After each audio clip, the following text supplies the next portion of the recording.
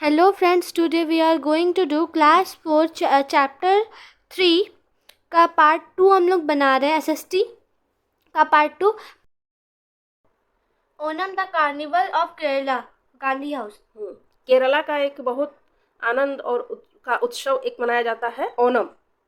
ठीक है, तो ये ओनम का जो सेलिब्रेशन है ये गांधी हाउस के द्वारा किया जा रहा है। A girl dressed in white cotton sari with a golden border narrated। एक लड़की जो कि व्हाइट बॉर्डर साड़ी पहनी थी और उसमें गोल्डन व्हाइट कॉटन साड़ी पहनी थी और उस पर गोल्डन बॉर्डर था। ठीक है, जैसे साउथ इंडियन लड़की लोग पहनती है, और वो नरेट की मतलब बतला रही है ओनम के बारे में। Onam is the harvest festival of Kerala. Harvest मतलब होता है फसल का, कृषि का, है ना। तो ये कैसा फेस्टिवल है? फसल का फेस्टिवल है, मतलब जब फसल उग जाते हैं, है ना, सारा कंप्लीट हो जाता है, उसके बाद ओनम मनाया जाता है न्यू अनाज पे, है ना। It marks the homecoming of the legendary king महाबली। और ये इस ओनम के त्यौहार में क्या होता है कि यहाँ के इन लोग के जो एक महान राजा रह चुके हैं महाबली, वो आते हैं। ऐसी मान्यता है कि वो इस समय आते हैं अपने राज्य को देखने के लिए कि मेरी प्रजा कैसी है। उनको ये विश मिला हुआ है कि आप आके देख सकते हैं ईयर में वन टाइम। तो इसीलिए यहाँ के जो लोग जो है ना खुशहाल अपने आप को दिखाते हैं, ऐसा इनको वरदान मिला है। It is celebrated in the beginnings of the month of Chingam. देखिए ये सेलिब्रेट किया जाता है चिंगम मंथ के शुरुआत पे। ये चिंगम मंथ क्या है? The first month of Malayalam calendar. देखिए इससे पहले लूनर कैलेंडर और सोलर कैलेंडर दो का जिक्र हुआ। अब यहाँ पे है मलयालम कैलेंडर। मलयालम लोग का जो अपना कैलेंडर है उसका जो फर्स्ट मंथ होता है उस मंथ को चिंगम कहा जाता है ना। तो उसी समय ओनम फेस्टिवल मनाया जाता है ना। The legend of king Mahabali. Mahabali king के बारे में यहाँ पे कुछ बात है, क्या बतलाया जा रहा है? King Mahabali was the demon king of Kerala. Kerala के एक महान राजा थे ये, है ना। His rule was a period of golden age। जब इनका शासनकाल था वो शासनकाल स्वर्ण युग था, गोल्डन एज था। गोल्डन एज कहने का मतलब है कि हर तरफ खुशहाली थी, प्रजा इनकी बहुत खुश थी, है ना, और ये अपने प्रजा का बहुत अच्छा ख्याल रखते थे। People were very happy, prosperous and living in harmony। सारे लोग खुश थे, समृद्ध थे और भाईचारा के साथ अच्छे से रहते थे। His rule came to an end when Lord Vishnu took the avatar of a Vamana and pushed King Mahabali deep into the earth to destroy his ego, है ना। तो इनका रूल जो था, इनका जो शासन था वो कब खत्म होता है? जब लॉर्ड विष्णु यानी कि भगवान विष्णु जब आते हैं अपना वामन अवतार लेके, है ना। देखिए स्टोरी है एक, ये जो राजा है महाबली, असुरों के राजा है ये असल में, है ना।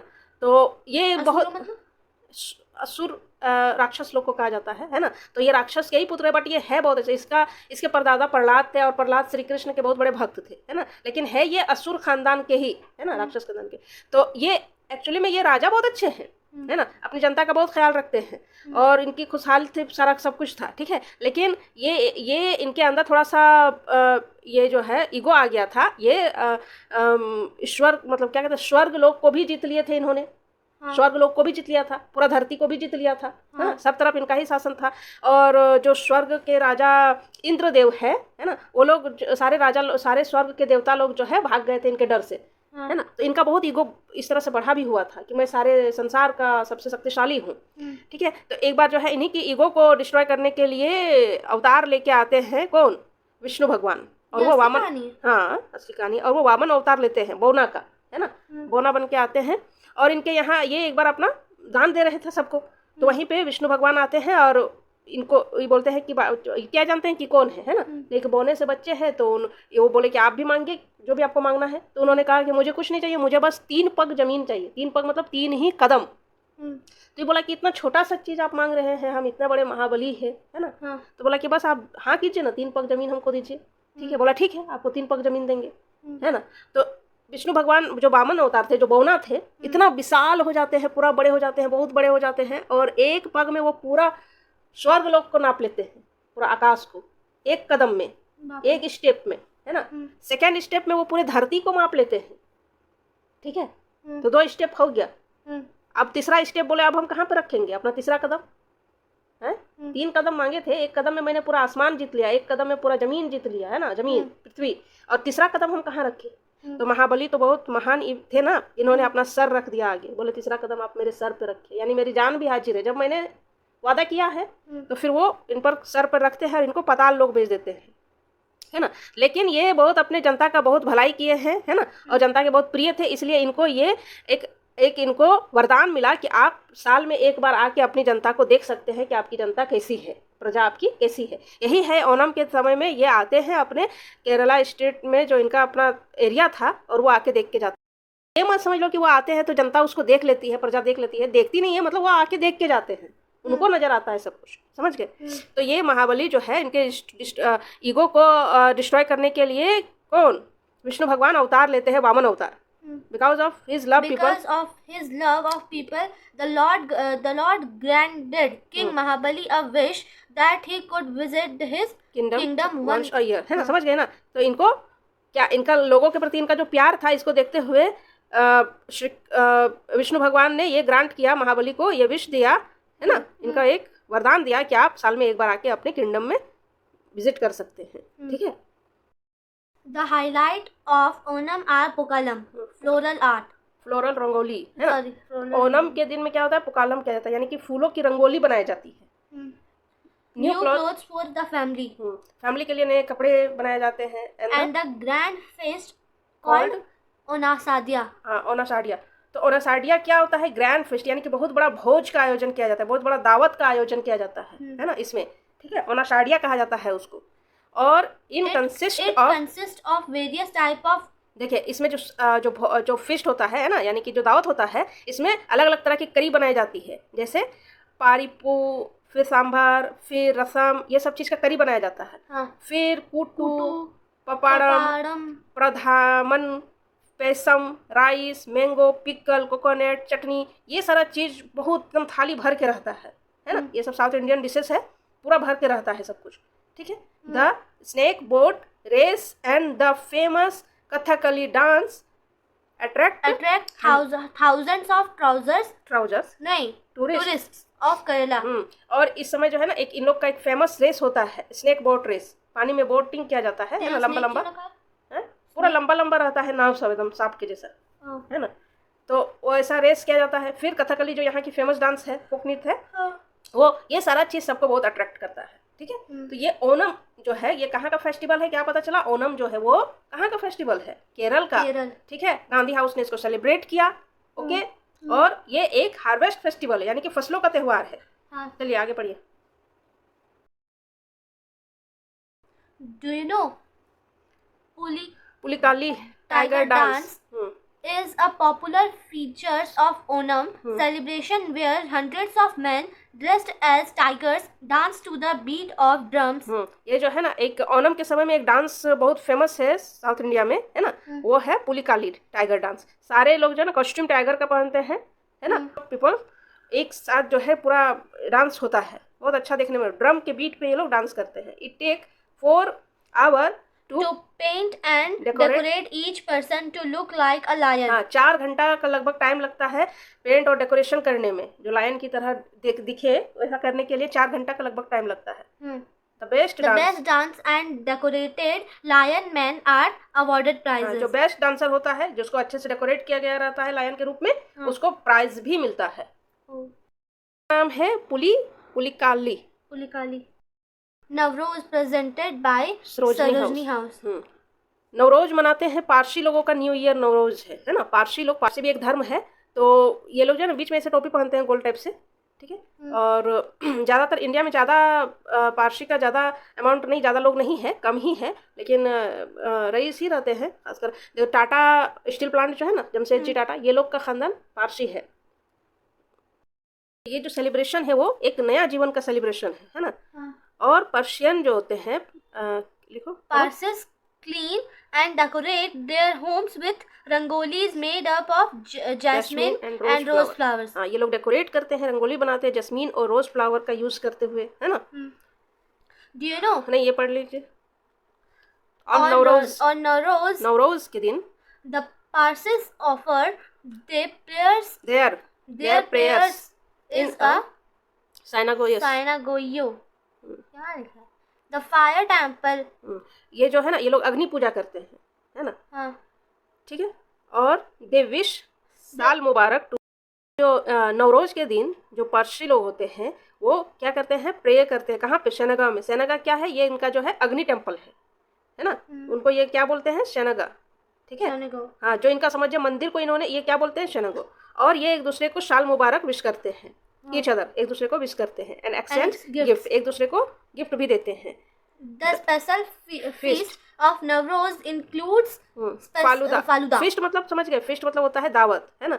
तो एक खास स्पेशल भोज, स्पेशल दावत जो होता है नवरोज के समय में। हर त्योहार में तो खाना का रहता है ना, तो नवरोज में जो रहता है, तो उस नवरोज में ये लोग का क्या रहता है? फालूदा रहता है, सैफरॉन पुलाव रहता है, एंड राबो, एक राबो रहता है मेड सूजी का बनाया हुआ रहता है, और उसमें डेट्स वगैरह रहते हैं, खजूर। ठीक है।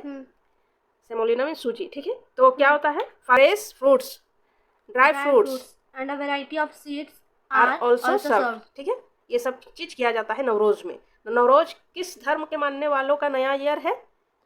पर्सिस। पारसी का। पढ़ो पारसी। अब पारसी क्या है देख लीजिए। पारसी किस, कौन है, कहाँ है, कैसे है ना? Parsis are a small religious community of India. India का एक कम्युनिटी है, मतलब एक धर्म है ना? एक जाति है जो कम ही लोग हैं यहाँ पे, स्मॉल है, बहुत बड़ा ज़्यादा यहाँ पे लोग नहीं है पारसी के। They arrived in Gujarat region from Iran. ये ईरान से आए और गुजरात और महाराष्ट्र जगह एरिया पे ये लोग आके बसे, है ना? गुजरात। ठीक है। ये ईरान साइड से आए और ये गुजरात महाराष्ट्र एरिया में आए। ठीक है। ईरान से आए ये लोग। ईरान में ही ज़्यादा, ईरान को फारस भी कहा जाता है उर्दू से, है ना? और फारस से ही पारसी बना है, Parsi. A major part of Parsi population lives in Mumbai. ये लोग ज़्यादा मुंबई में है। इंडिया में सबसे ज़्यादा पारसी मुंबई में मिलेंगे आपको। They are the followers of the Iranian profit, जो राष्ट्र, जो ईरानियन प्रॉफिट है, ईरानियन पैगंबर है जो राष्ट्र, उनके फॉलोवर है ये, है ना? जो राष्ट्र के फॉलोवर है। ठीक है। The holy book of Persis is Zind. Jain अवस्था इनका जो होली बुक है, जैसे ये मुस्लिम का होली बुक कुरान है, उसी तरह पारसी लोग का होली बुक जो है, पवित्र किताब है, वो जैन अवस्था है ना?